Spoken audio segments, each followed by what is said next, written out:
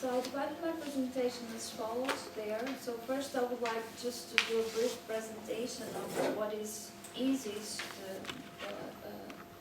the terrorist organization, doing at the moment offline.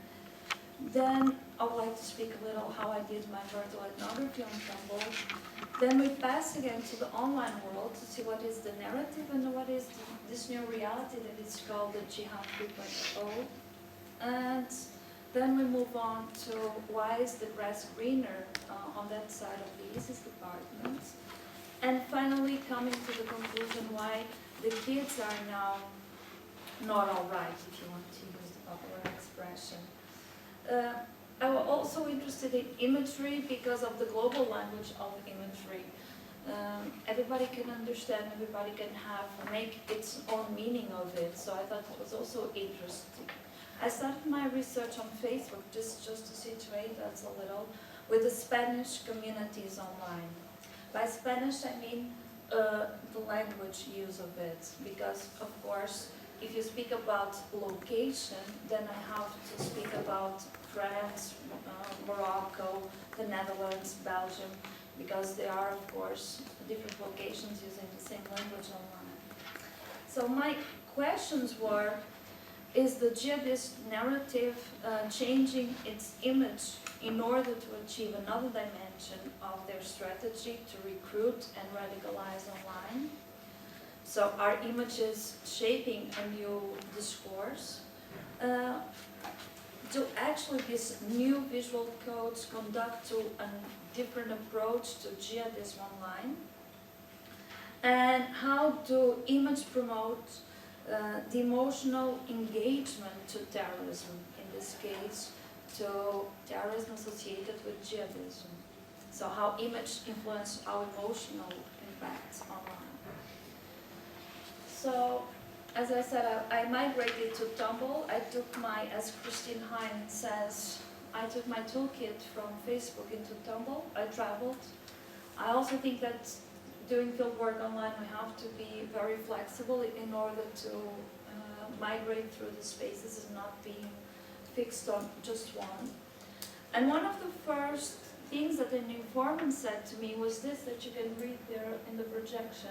And I thought it was very interesting because it comes exactly with what Thomas Egghammer, is one of the specialists in online jihadism and on jihadism, said about ISIS Act. So when everybody's hashtagging their acts as the Madman Acts, actually Thomas Egghammer says, ISIS is not an isolated sect, but a tech-savvy bureaucracy that monitors enemy Twitter accounts and consumes academic literature. In fact, they will probably reading this article. They must have known the lay of the ideological land. So not only they are winning territory land, but they are actually earning also the ideological lands. We should there not dismiss the move as ideological access, but rather assume it that was based on a careful calculus. So Thomas Egghammer says the Khilafat is actually a calculated Khilafat, that they have actually a program on it. And Bergen, J.M. Bergen, is another expert on terrorism. He had an interesting article where he says, what are the problems of ISIS at the moment? Well, some of those problems are the lack of boots, if you want to use the North American expression. They have not so many people wanted to migrate and fight because the narratives that come from the offline world are not so positive. So what they are trying to do is try to capture the attention, to transform their narrative in order to become more alluring to people to do the hijra, to migrate into Syria. And you can see also, speaking about fatwas and what Professor Witsizel was saying, one of those fatwas that has been very important for the changing came from December 2014, so last year. It was fatwa number 46 from the Khilafat, and was saying that women and children cannot abandon the ISIS territory. If they do try to abandon, they have to be punished exemplary and publicly. So this also reflects that not only they are losing men support, but also the women that stand behind are also trying to live and take their children with. And they are very specific on women cannot go, and if they do attempt to go, at least they should try to keep the children inside of the territory. So this reflects, the fatwa by itself reflects already the problem of lack of people. Moving back to the online world, we come to the Jihad 3.0. This was an expression coined by the New York Times to say that they are everywhere. ISIS is everywhere. They are on Twitter, just pasted, Instagram, all the social media network platforms, they are there. They are tweeting, they are transmitting their message, they are on Facebook, they are everywhere. And this coming from the fact that they are being blocked also everywhere. So they're very resilient in their attitude of wanting to have a presence online. They are very creative with hashtags that they use, with the presence that they have. And that will lead us to the following conclusion. But before we go there, we have to think that Syria, in terms of territory, and Iraq are completely affected by war. War damages the physical infrastructures that can help us have access to internet. And still, they have access to internet from locations from Syria and Iraq. So we are here with the paradox. The paradox, if you want, can be solved by the presence of the anonymous, which is now a conflictual presence, but before it was a helping presence. So through systems like BitTorrent, VPN, or Tor, Anonymous was giving them an internet access to post, to give their feedbacks online. And now they are reclaiming that help and saying that they want to block ISIS from the online world. So there is a paradoxical relationship here that's much more complex than I know, because I have not been studying it deeply, but I know at least of this matter of fact. So one of the easiest objectives online, and also comes with what Professor Bitzisel was saying, is the production and dissemination of what they consider to be the Islamic religious knowledge that people need to have in order to belong to their cause. And these are the images that they try to portray as the true facts of Islamic knowledge, to belong, to be a part of the fight that is going on there. I have the red there not by chance. They manipulate and use the colors online on their images with purpose. So if you see, the military colors are here, the camouflage colors that you see, and the child is the one that appears in red. Well, red in jihadi imagery meaning is the color of blood, is the color of fight. So it's very interesting that when they post this image, they choose the child to be the one exemplifying the fight, the stride, the blood, if you want, the violence itself. This will be the child that we will see forward, the child that was portrayed as being the one executing a Palestinian prisoner.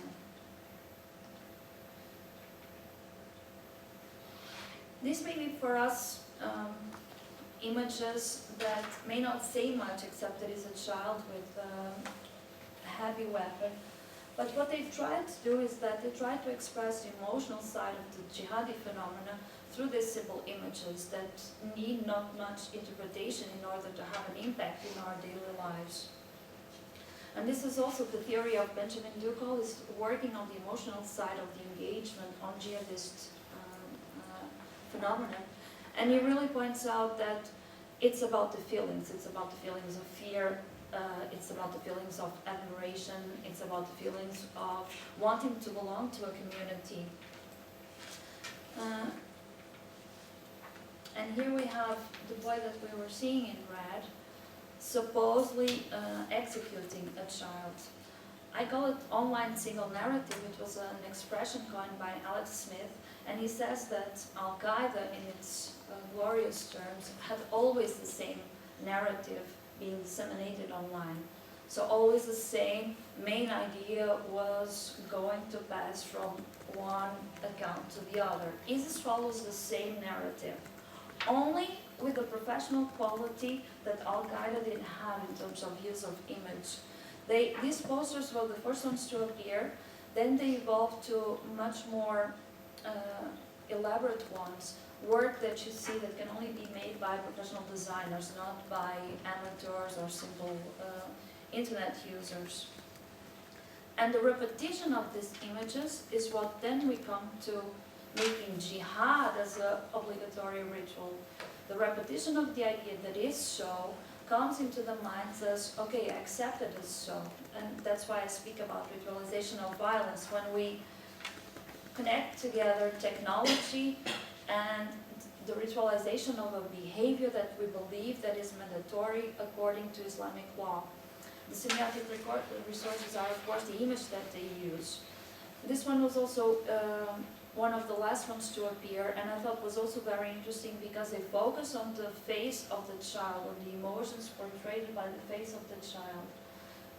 Especially the middle one, the focus, I thought it was very striking. And of course, these are images that on Tumblr are being reposted or reblocked because it's a block system, as a true example of what a child in the Khilafat should be.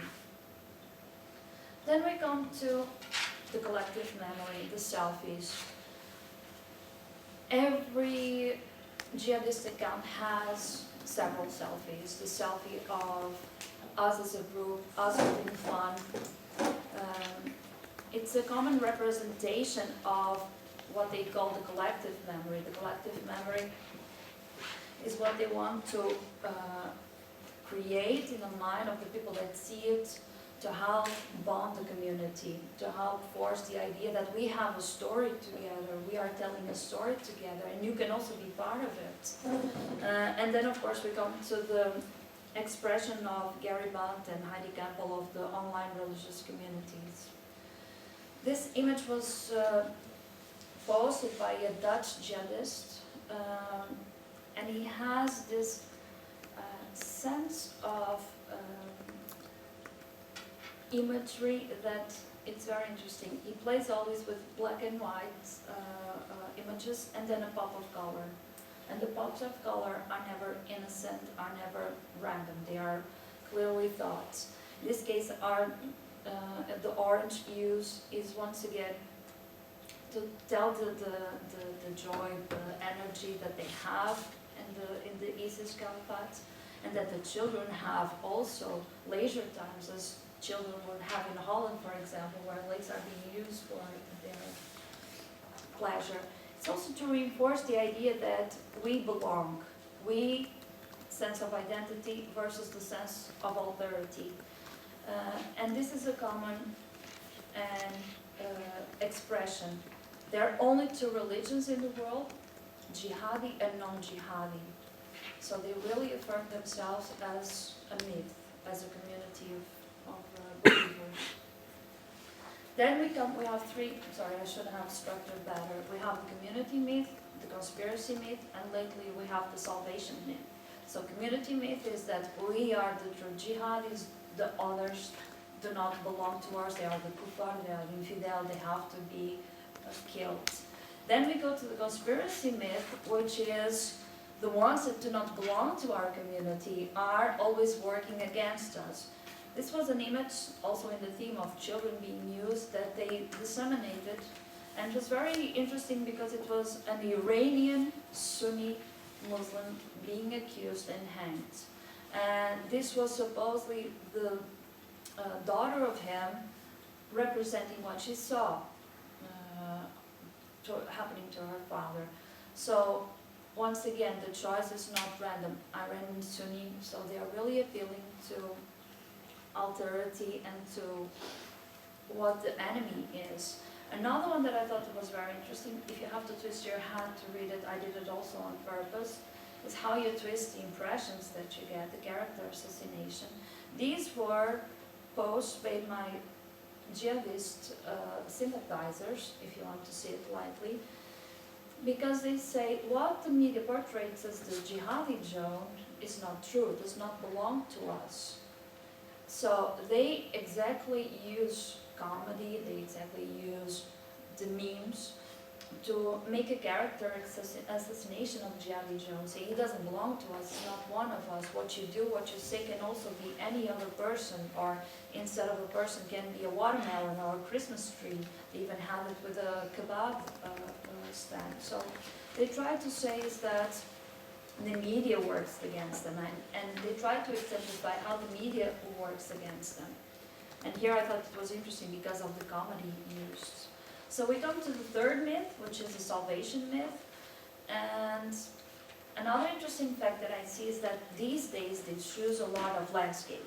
And all the landscape is green. So they use a lot of the artifacts of Instagram in order to make the images pop the green. So here everything is better, richer, abundant. Of course it also links to the idea of paradise being a garden, being green. So all the ideas are interconnected to once again provoke emotional engagement with the jihadist cause. If you would like to stop here, once again we are seeing the transformation of the narrative with the use of images. So I no longer have to look at my online fieldwork and do like this every time that I encounter an image, because there's no longer the violent image, but the beautiful, the nice, the appealing pictures being posted online. And then through those prepositions of the myths, we are one, we are against them, and here everything is better. And coming to the offline world where we are losing people in our battle, we come to the idea of captivating children into the war effort. These are images that they say they are officially from the training campsites in Syria. And they included this hashtag of children of jihad, cubs. It's probably the most popular.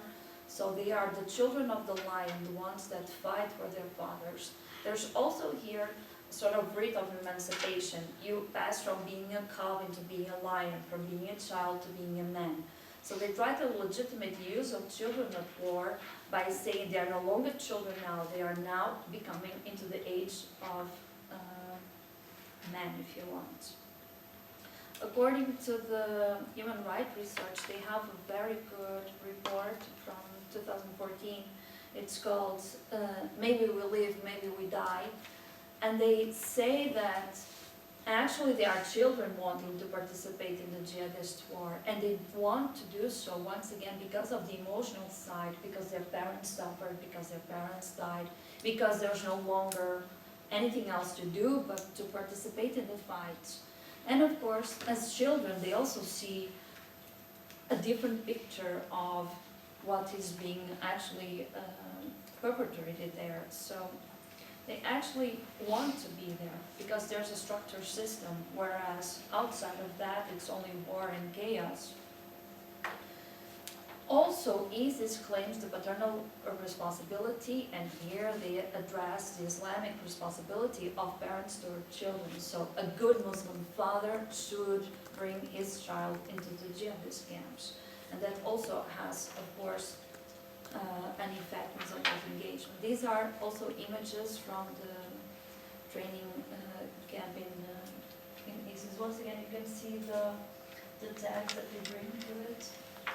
Here, they call it just the children of the Khilafat, so how I thought of the title. Yet for me, this was the most striking one, because they were little girls carrying guns. There's a set of images belonging to this one image.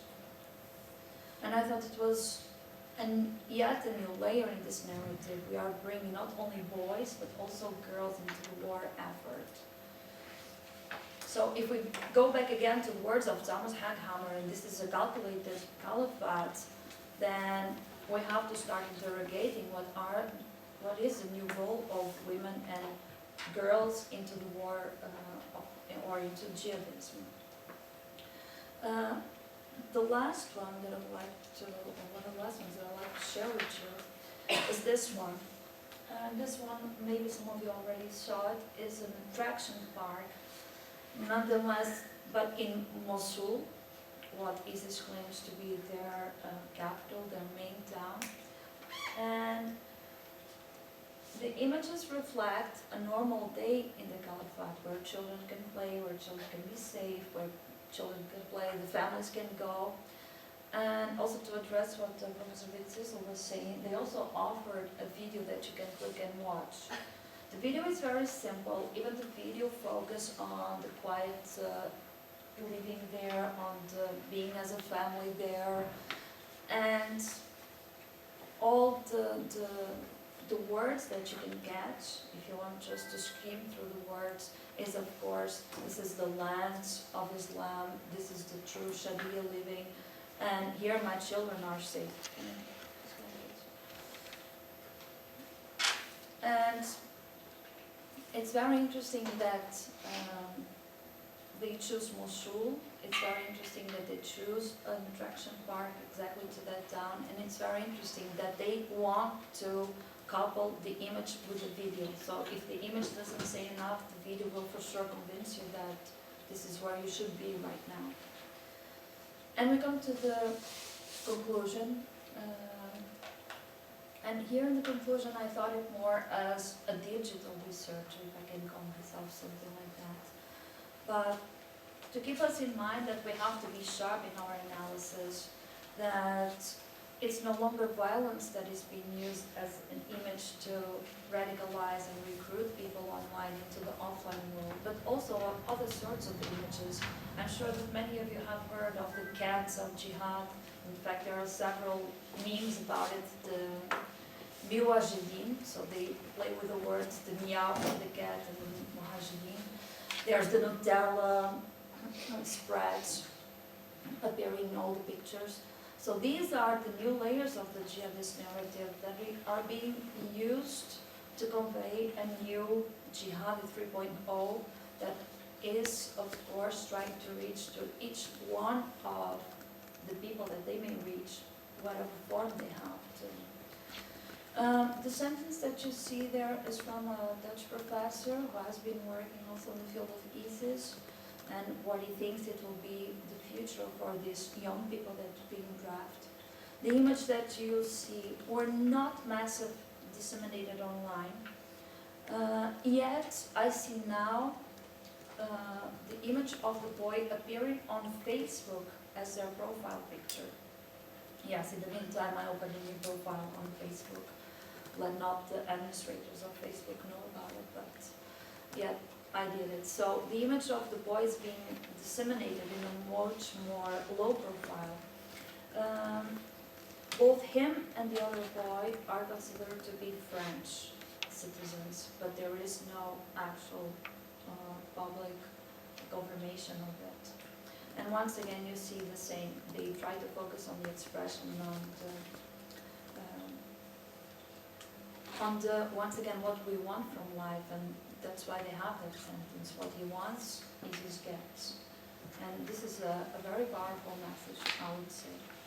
So I would like to thank your attention.